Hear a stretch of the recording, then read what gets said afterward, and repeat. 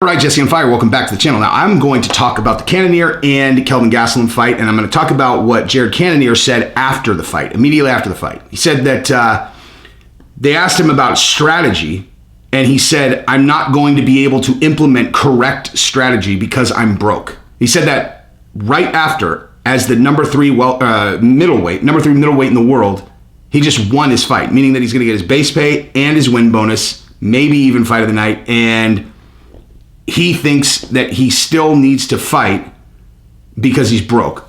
That I don't like at all, man. I never get involved in the fighter pay thing. I don't do it. It's not my business. Like, literally, it's not my business. But, man, that rubbed me wrong, dude. So we're going to talk about that. But yeah, so if you like the channel, subscribe and ring the bell. Let's talk about it. So Kelvin Gastelum looked incredible. Okay, I'm going to say that right now. Obviously, Jared Cannonier looked incredible also. But Kelvin Gastelum looked light on his feet. You could tell instantly that he had an incredible camp. And I'm going to be honest with you, that whole fight, I thought that he was going to win. I don't know what it was, but like I just felt like he was going to catch him. Like because he looked so light, he looked so confident. He was in and out. You know, he's fighting at middleweight with kind of significant physical disadvantages as it relates to his reach and all that. And he makes up for it with like incredible speed, movement, heart, precision. He's great, dude. He's a great fighter. I really wish that he would string a few wins together because I would love to see that fight with Izzy again. I mean, I would love to see that fight with Izzy again. But I think I heard them say that he trained with Triple C for this fight camp, and it showed. Whatever he did was working. He looked great. I mean, he really did. Even though he lost, very, very impressive. And Cannonier looked great as well. I mean, Cannonier basically made no mistakes in that fight. I mean, that's honestly, if you were gonna have someone describe that fight, I think you'd be like, he basically fought a perfect fight, right? He really did. I mean, obviously he didn't knock him out, but he caught him with a couple shots that probably would have knocked anyone else out. He fought a perfect fight. I mean, he made almost no mistakes. He looked great. So yeah, I'm rooting for him too, especially after the end of that fight, man. Like, so again, I don't talk about fighter pay on this channel because I'm not an insider like that where like I don't know. Well, none of these guys are. Okay, that's the other thing. Nobody's an insider at the UFC if you're not working for the UFC and you're not in the C-suite or in the finance department. Like you don't really understand what their cost structure is. I know that you have, well, I guess they're public and you can see reported profits and all that, but like, you just don't know. I mean, as an example, Dana just said that they opened France, right, after the Gone fight. And they were like, yeah, we just got France open. Cost a lot of money. I don't have any idea what it costs to get a country open. And keep in mind, they've done this in every single state, in every single country that they're in. The UFC has done so much to open this sport up. It's crazy, right? I mean, they really have. That's, again, why I don't get into fighter pay. So I'm not, like, making some statement about what they should or shouldn't do. All I'm saying is, when a guy who's the number 3 fighter in the world at middleweight wins his fight, and he's the main event of a Saturday night show, and when they ask him, hey, are you going to wait for Israel and Whitaker to fight, or are you going to fight again? Because the correct answer, obviously, is to wait. Obviously. I mean, unless I need to walk everybody through this, Izzy has beat everyone else. Okay, Cannonier, for sure, will get a title shot if he just waits, barring some fluky, weird thing. So the correct answer is he waits. And he says, I can't wait. I'm broke. I need to fight again. And I was like, what? Guy he literally just got done. You're about to get your paycheck for this fight, right? And here's the thing, okay? So I wish that wasn't the case. It doesn't feel good. I don't like it. It makes, honestly, you know what it does? It makes me feel bad about watching. That's what it is. I felt dirty, actually. I couldn't put my finger on it until right now. I actually shot this video 2 times before. One time, this is a long story. The second one was really embarrassing. I didn't turn the microphone on. So, lots of really animated faces and no audio. But it didn't hit me until just right now what the feeling was that I felt. And that's what it was. I felt dirty having watched it. Like, I was like, I don't know, like, do you understand what I'm saying? It's like this fucking poor guy, like, just fought his heart out, trained his balls off. He just won a heroic fight like that. You guys know how I see this sport, right? Like, I want these guys to get everything that they deserve. Again, but I don't step on the toes of the UFC as it relates to fighter pay. But like, if a guy can win a fight like that in the main event and then feel broke immediately, that makes me feel dirty. It makes me feel like I just watched like someone being taken advantage of or something, you know, or like someone being forced into. I don't know. Like I don't want to compare it to something that's completely off the Richter. There's only one comparison that's coming to mind right now, and it's not a fair comparison. So, but yeah. I don't really know what else to say about that except this, okay? A lot of these guys have negotiated very poor deals. They just have. At the same time, the UFC, why would they pay a person more money if them being on the card does not impact how many people watch? It's a really weird situation. Like, because like, I don't think that there's a such thing as like ethics in business if two parties are mutually agreeing to terms that they both understand and they're both willingly like entering into the agreement with. I don't think that there's any kind of agreement that is unethical if one person says, "Here, I'll offer you this to do this," and the other person says, "Okay, I will take that to do that," and then they do those things.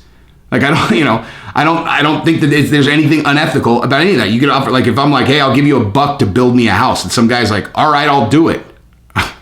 Okay, I don't know how the hell you're gonna do it, but you agreed to it, so rock and roll. I'm not unethical for taking that deal, and so, but like these guys, they have to start thinking. I mean, I don't know anything about Cannonier's contract. I know nothing about it.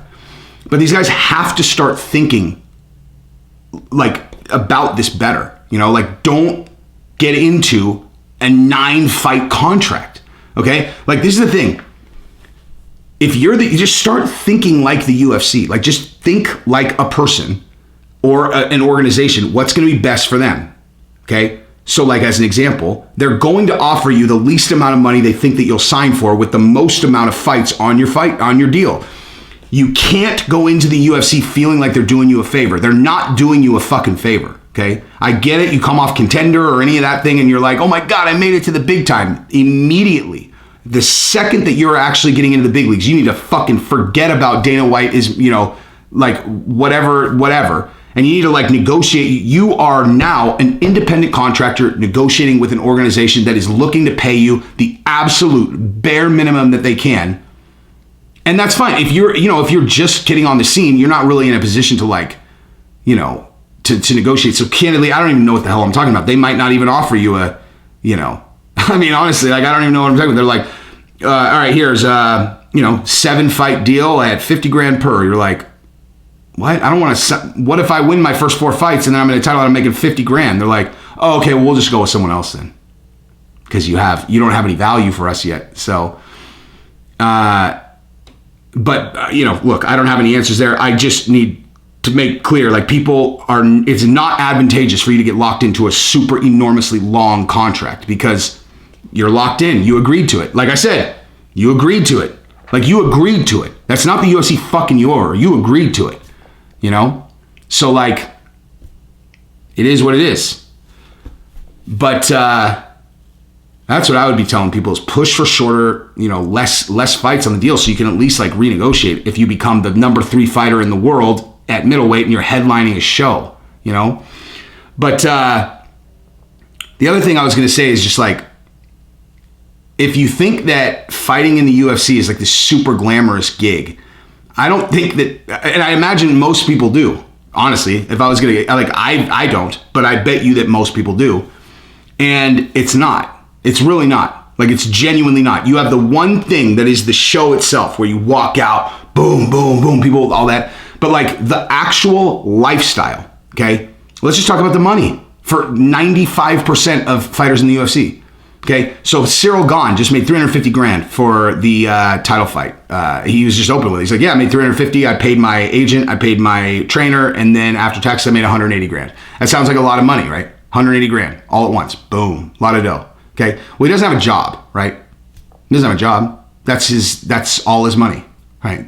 So, I have no idea what his bills look like. I have no idea if he's married, but I can tell you if you're married and you have kids, right? Like a lot of these guys do, bills are not small. Okay. So yeah, you get a big check like that and you look, I can live frugal and I can live, I've got like a year and a half of money.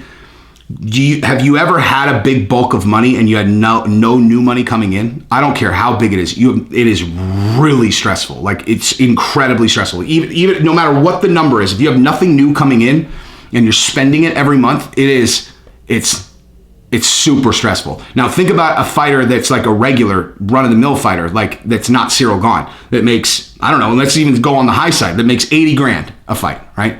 So they come in, they get paid there, and they make their win bonus, right? So they get 80 grand, right? They pay their trainer 8 grand. They pay their manager, they pay their manager 8 grand, 16 off the top. You got 64 left.